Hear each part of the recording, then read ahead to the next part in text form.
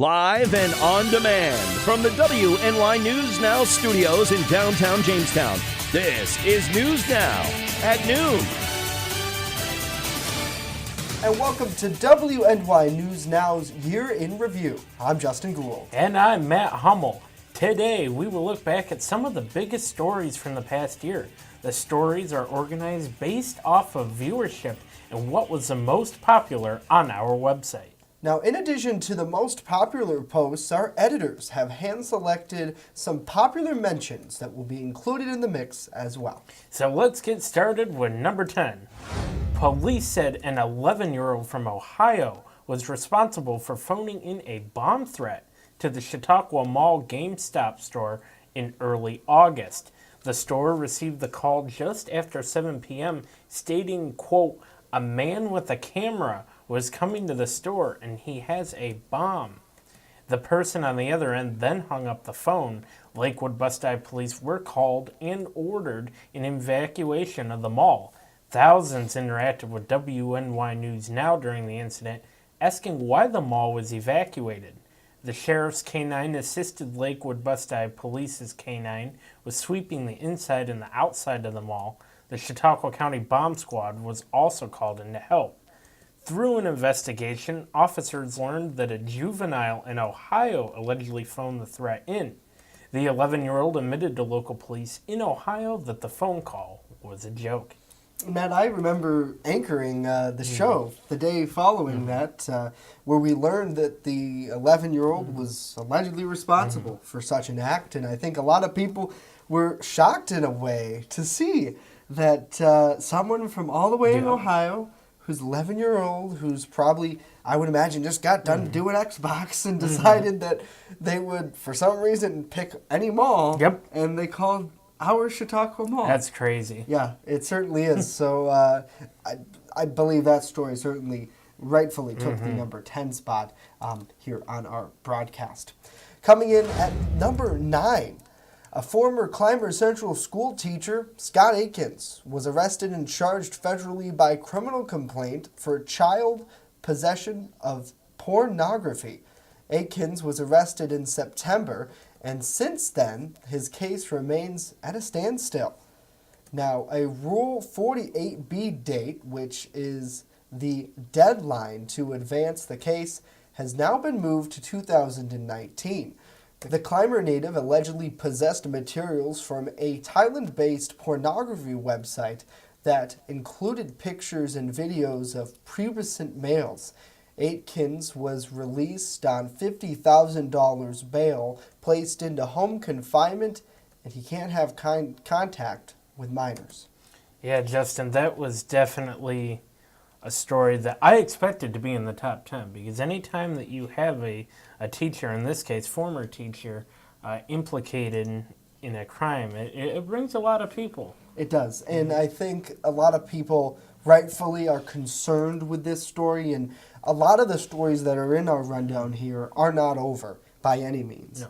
They all are still, crime-wise, they're still going to trial, or even political-wise, they're still continuing as our world shapes. So certainly, we'll see what happens with that case. And I know, Matt, you're the head of our department when it comes to crime and courts, and we'll certainly be continuing to track that throughout this new year. Yes, and it is something that you will, just as a refresher, you will hear us say allegedly a lot, because like you said, these cases are still ongoing.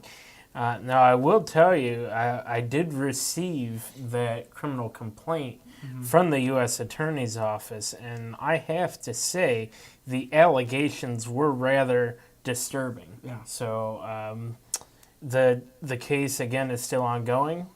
Maybe more light will be shed. Right. So it'll be interesting to see what happens here in 2019 and beyond. Absolutely. At number 8, in August, the Route 60 McDonald's restaurant was shut down temporarily as local health officials were able to link 50 illnesses to the facility. Customers suffered nausea. The restaurant voluntarily closed and cooperated closely with the Chautauqua County Health Department. The illnesses were eventually believed to be linked to a breakfast sandwich, but no official finding was ever released. And Matt, this story was huge. A lot of people alerted us to it based off of this sign that was posted at the McDonald's restaurant. We then sent crews there to find out that it was indeed closed, contacted county health officials who eventually released to all the media in the area that they're investigating, and certainly I'm sure there's a lot of people, including myself, who I don't eat a lot of McDonald's. I unfortunately find myself sometimes hitting fast food. I know it's not the best for you, but not going to that store for a while.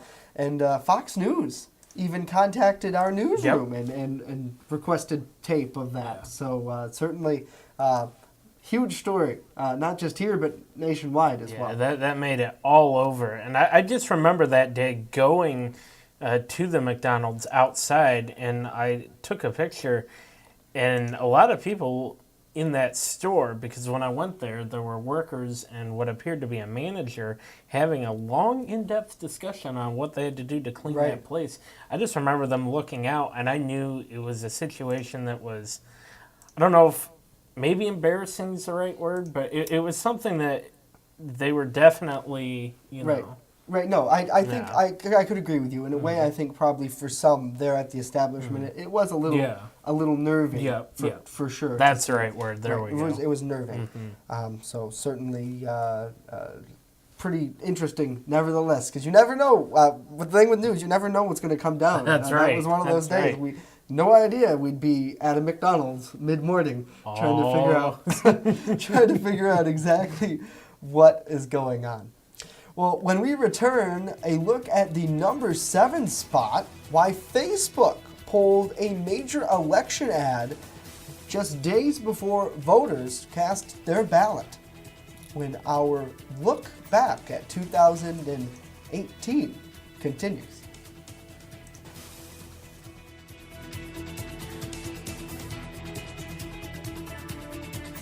Coming soon to downtown Jamestown, Pearl City Hops Restaurant and Tavern. The full-service restaurant will carry a wide array of craft brews, wines, and food pairings to make your taste buds sing. Enjoy breakfast, lunch, and dinner 7 days a week, including a Sunday brunch buffet. A truly one-of-a-kind experience coming soon. You're watching WNY News Now, where coverage comes first.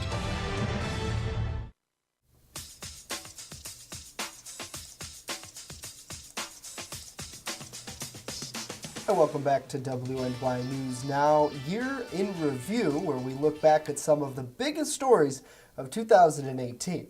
I'm Justin Gould. At the number 7 spot, throughout his campaign for governor, Libertarian candidate Larry Sharp's name recognition was key. It's at least what he told us. His point may have been proven when Facebook pulled Sharp's ads hours before Election Day. Campaign officials believe the ads were pulled because of an algorithm and a political opponent's complaint. The ads were restored only hours after Sharp's campaign reached out to Facebook, but officials wondered just how many voters it may have cost him. Well, Justin, here's the thing. I mean, when you look at the end, I think Sharp had, 2%?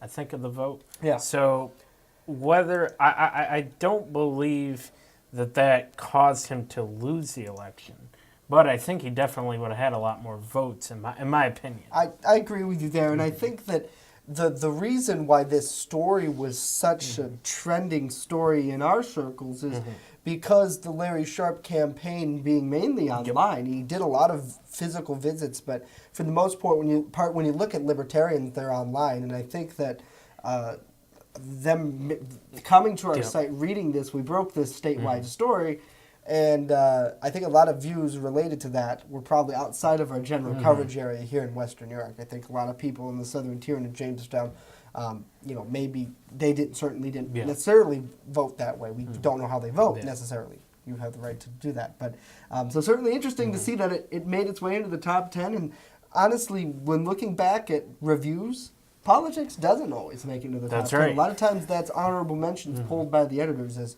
we'll certainly talk about a little bit more coming up as well.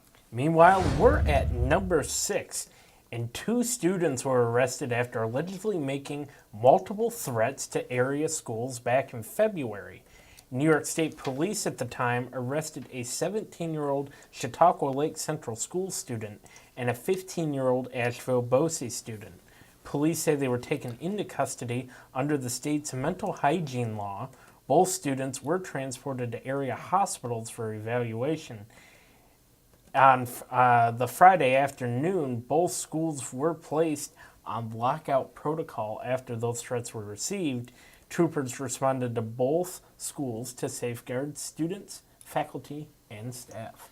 And really, that story on that day was startling, I think, for a lot of parents. I think that's why that very much made it into our number 6 spot, is the fact that they needed to know. It was a need-to-know story. Sometimes, as journalists, we obviously work very hard to get information as quickly as possible. And that story, that day, I clearly remember, we worked as hard as possible, within reason. Obviously, we understand that the police can't tell us everything at the moment, but they worked very hard to A, secure the students, and then B, flow that information to us. I know, New York State Police Captain Balin works very closely with our newsroom, and we appreciate that, and we look forward to that in 2019. And I think that having such an open line of communication helped parents understand and not have such a worry when they get those robocalls that say the school's on lockout, you can't come pick up your children, don't come to the school. That's scary for a lot of people. I would be scared. I can tell you that right now. Yeah, absolutely. So certainly good work with the troopers, and we really hope that those young men receive some sort of help as well. At our number 5 spot, Sherman Central school bus driver David Tenepis started the year out right as a hero.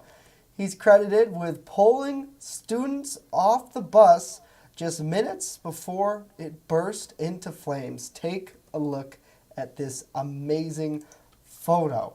School officials said Tenepis noticed the problem, pulled the students off the bus, and eventually onto another bus.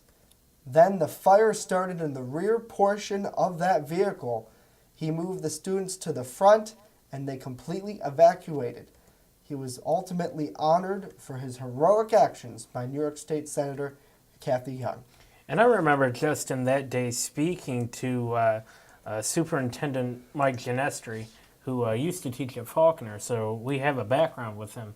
But just listening to him and his comments based on his understanding of the situation, I don't think the story itself necessarily did justice. Hearing Genestri talk and the emotion of the events that day, that was really neat. And it was scary for a lot of people.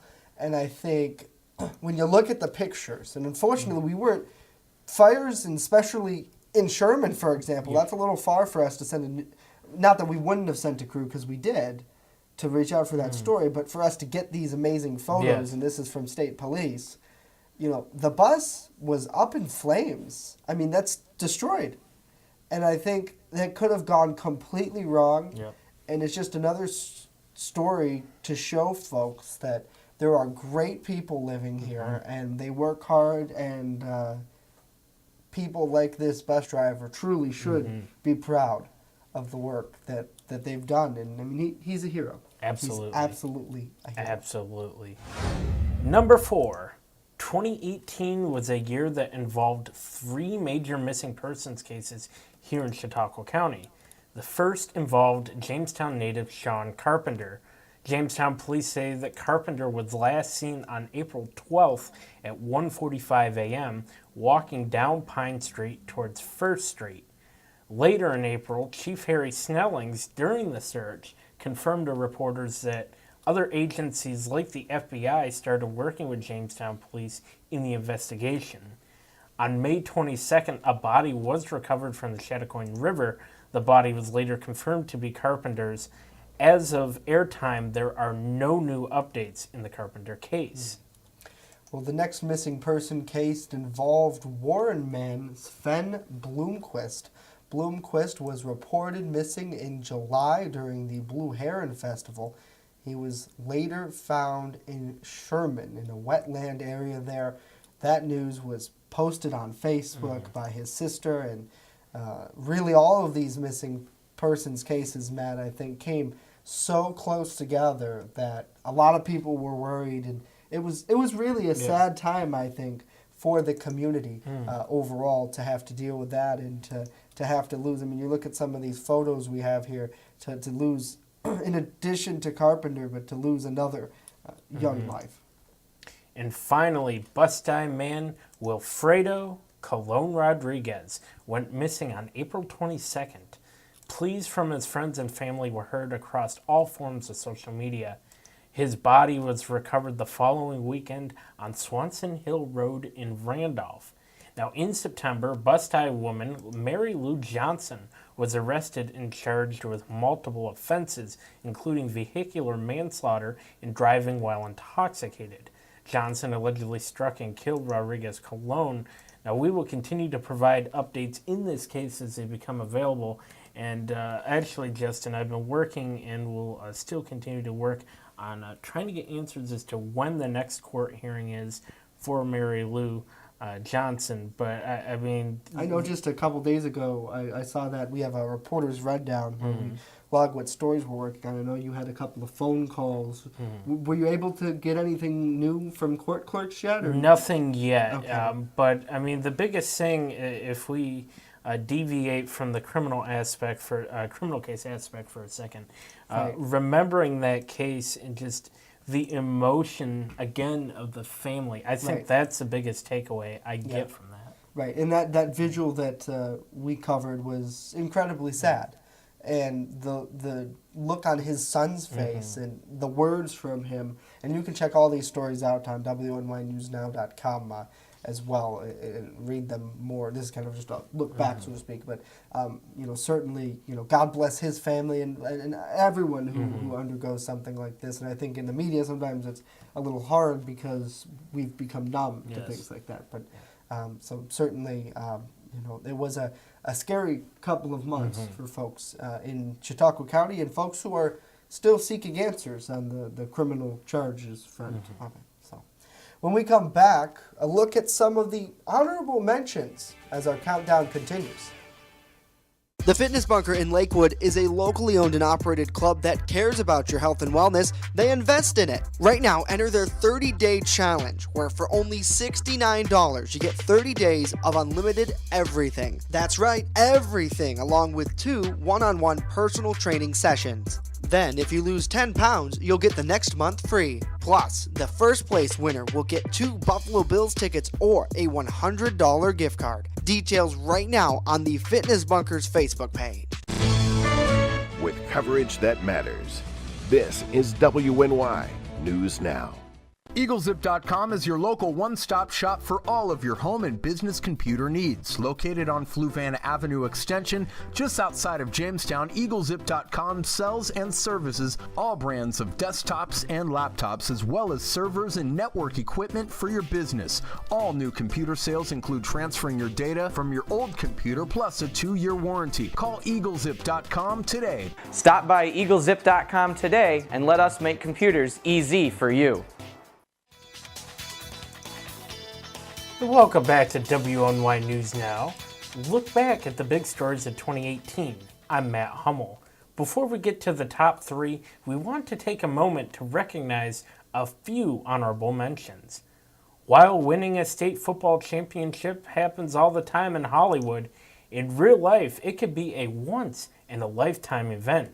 This year, the Clymer Sherman Panama Wolfpack took that journey by besting the Moriah Vikings 26-6 to win the Class D football state title in the Carrier Dome in Syracuse. Justin, you, I believe, right? You were the one that covered the homecoming. Homecoming. Yeah, and let me tell you, these kids are incredible. I remember the night like it was yesterday. It was so cold. It actually kind of was almost yesterday, really. So cold. But everyone came out with warm spirits and open arms to welcome these champions home. And let me tell you, they very much showed it. Lots of pride. Speaking with parents there, so proud of their kids. And the superintendent of that district, when they were honored by the county legislature just weeks ago, said they're not done. They have a number of underclassmen who are coming through the ranks, so we certainly will see a lot of great talent coming our way and continuing as well as we head throughout 2019. And certainly the 2019-2020 school year next fall. So it should be good. And more talent coming up, right? Yeah. Well, from one state champion to another, winning state championships is seeming to become a habit for the Jamestown Red Raider Marching Band as they won their third large school state title in 4 years. The state champs were welcomed home back this fall. They came home with a score of 89.9. The marching band beat Horseheads, which scored 86.9. Under the direction of Megan Murray, the band was given a rousing homecoming welcome as they celebrated their victory. They were also honored by Chautauqua County Legislature last week. Of course, Megan Murray, very, very happy. And that's the thing, Justin. I've noticed the marching band, they practice and they do stuff all year long. Yeah, I make a point to say that my sister was in marching band and I helped out where I could. And let me tell you, that is the hardest activity you will be a part of, but it's very, very much pays off in the end. So good job to all of them. Republican James Quattrone in the political spectrum accomplished on election night what some have tried but failed to do for over 20 years. Quattrone defeated incumbent Joe Girassi in the 2018 general election to become the new Chautauqua County Sheriff. Now that night, Girassi conceded the race shortly before 10 p.m. at the Democrats' election night viewing party, thanking those who supported his campaign. Girassi said he's proud of what was accomplished during his career as Chautauqua County Sheriff. Quattrone tallied more than 23,000 votes compared to Gerassi's 20,500. The last time Chautauqua County had a new sheriff, to put it in perspective, Bill Clinton was president. Gas was just $1.15 per gallon. Wow. And listen to this, Justin. A gallon of milk cost an average of just $2.96. Wow. That's been a long time, and both great men. We talked about this on election night. Certainly was a hard decision, but Chautauqua County made it for sure. Well, another huge story this year, the first large-scale attraction of telling the story of comedy in America opened this summer right here in Jamestown. The National Comedy Center, with help of government grants and private contributions, opened in August with a total of 50 exhibits, which take up more than 37,000 square feet of space. It cost $50 million to build, with $14 million of that coming from New York State grants and monies. There's also a reason behind the southern tier location here. It's the hometown of Lucille Ball. This is one of the most interactive museums in the world, officials tell us. If you walk in, you'll be given a bracelet that allows you to unlock most of the exhibits. The building is a reuse of 2 structures here in downtown, the old Jamestown Gateway train station and the former trolley garage. The new structure was also built to bring the two together. The center has staggered admission, so you don't have to worry about things getting too crowded when you enter, Matt. Yeah, that's the biggest thing, Justin. I mean, I can't speak for everybody else, but for me, unless I'm at a news event, and I'm on, this is going to sound weird, but when I'm a reporter, right, I'm at a news event and there's a huge crowd, I don't mind it. Right. I don't mind it. It's our job. We have to deal with it. Right. But when I'm out just on the street and I'm, trying to have enjoy entertainment, your afternoon. yeah, it's hard for me to be in crowds. So, and it's weird, but that is how it is. So it's good to hear that, Yeah, exactly. And really, if you haven't had a chance to check out the National Comedy Center, there are deals for folks who live here in Chautauqua County. Please do, because it is a cool thing to look at. Certainly great work by everyone there. Next, finally, to the top 3 stories of the year, right after this.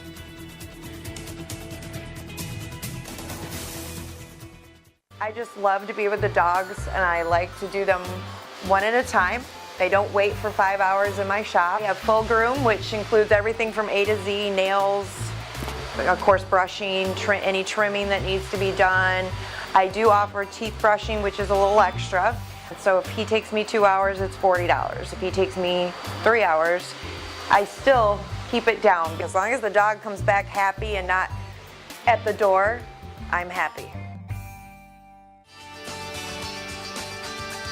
And welcome back to WNY News Now's look back at the top stories of 2018. On to number 3, a high-speed chase in the city of Jamestown. 20-year-old Jordan Alexander allegedly led police on a vehicle chase that went through the area back in March. Video from reporters and viewers alike showed Alexander allegedly holding a woman at gunpoint, a woman driver, that is, at gunpoint during the pursuit. He was charged with numerous offenses, and at the time, he was also wanted for multiple armed robberies in the Buffalo area. I was on vacation then, but Matt, you were busy that night, weren't you? Let me put this into perspective for you, Justin. So, and here's a lesson for any reporter that may be watching. Make sure you have gas in your car. Yeah. And I'll explain what I mean there. Okay, that night, it was a Friday night, so obviously I was ready for on-call, but, I'm just chilling out, not at the office, just hanging out at my house.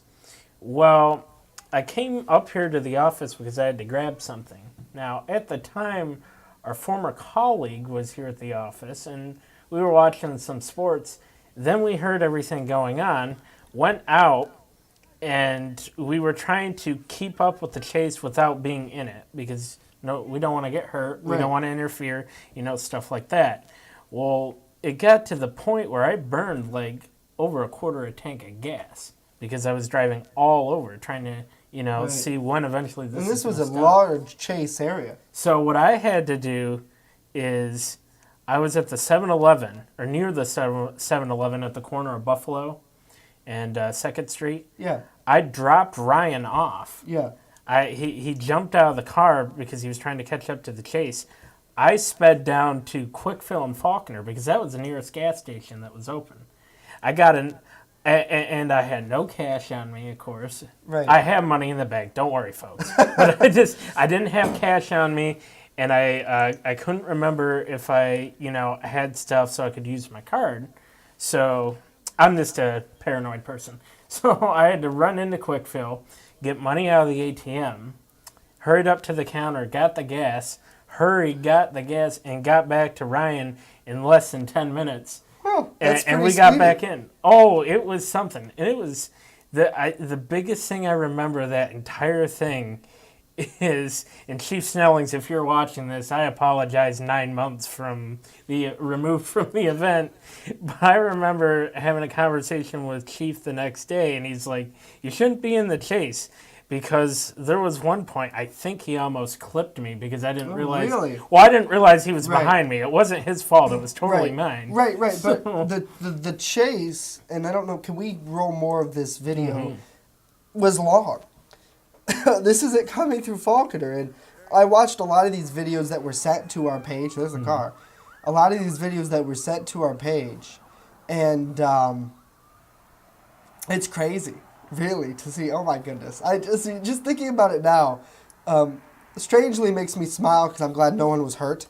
Yes. But it's just so very. I'm watching this from Florida. It was just so very shocking. Almost, because we don't get a lot of these. And then to hear Matt on the phone, mind you, I'm sitting there at my grandparents' condo in Florida, and he's like, yeah, could you help me post this on our Facebook page? And I told him, whatever you need. Yeah, because I was driving, and I apologize to your grandparents. I'm pretty sure I let out a few swear words because it was crazy. They thought it was fine. They think this kind of stuff's exciting anyway.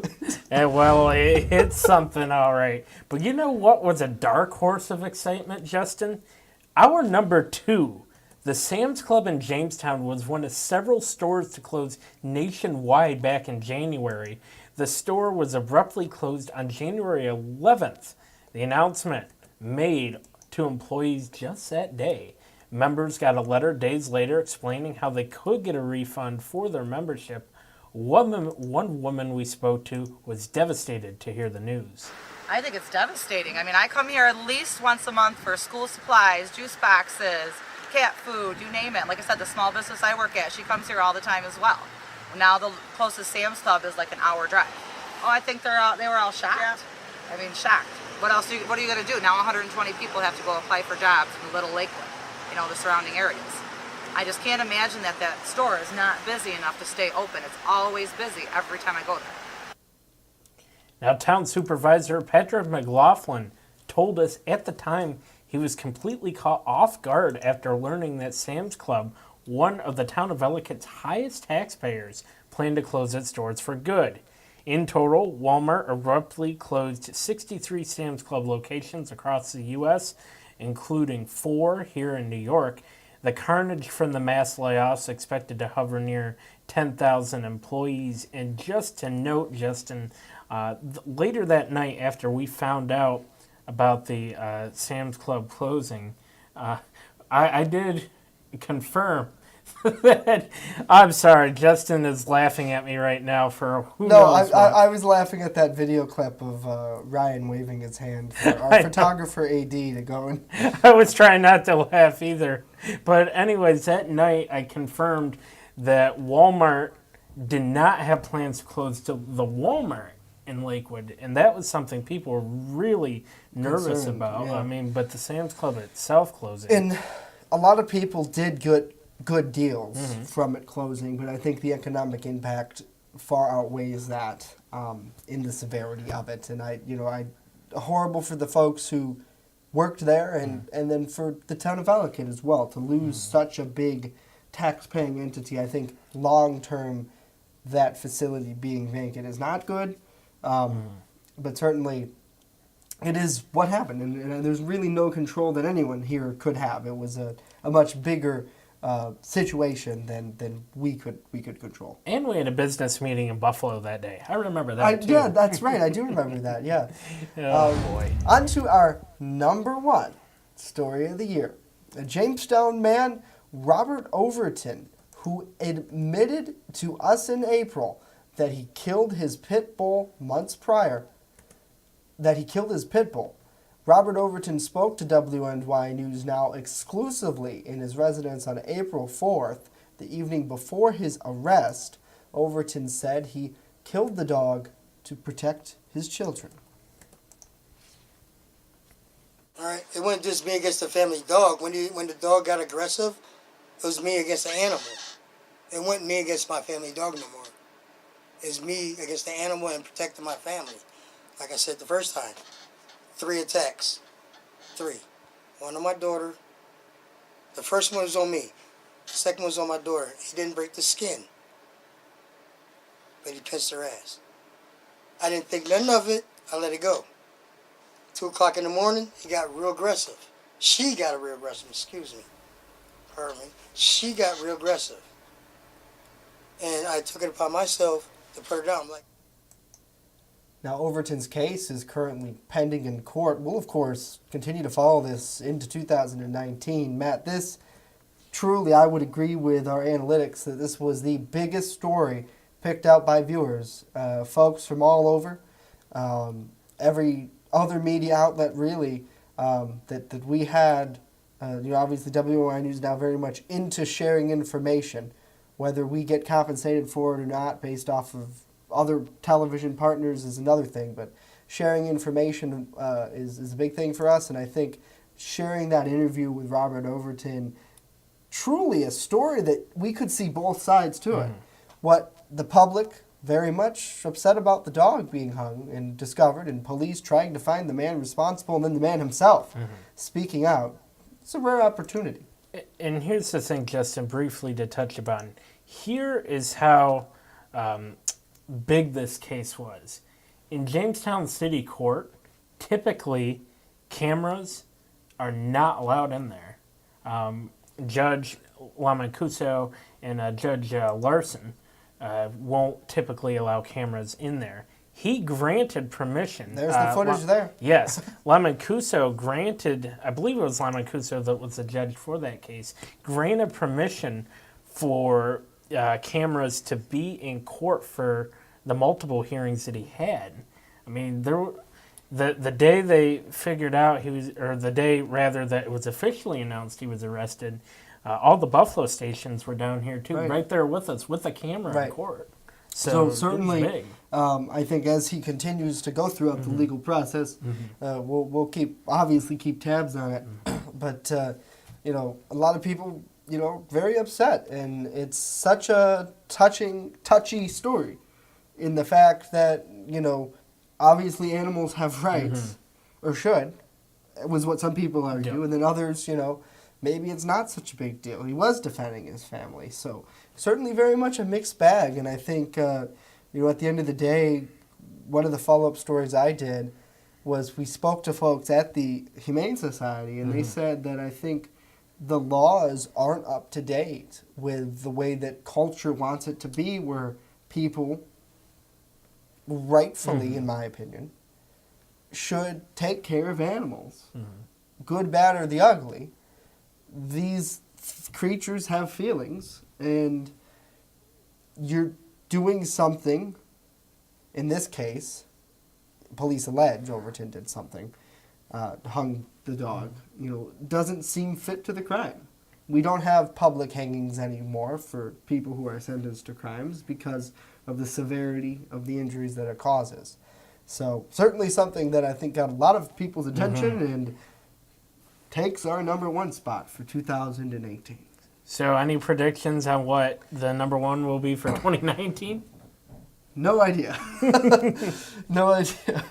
Well, I can't tell you. I think January is going to be a big, and February is going to be a big thing. I know we have the Jonathan Young trial coming up. Yep. I believe the David Wagner trial is starting in February, just to name a few. So in terms of the court cases, we've got a lot coming up.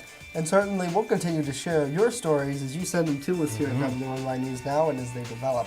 That'll do it for us on our look back at some of the biggest stories of 2018. News continues, meanwhile, online at WNYNewsNow.com. And of course, we're back tomorrow for News Now at noon. We'll see you then.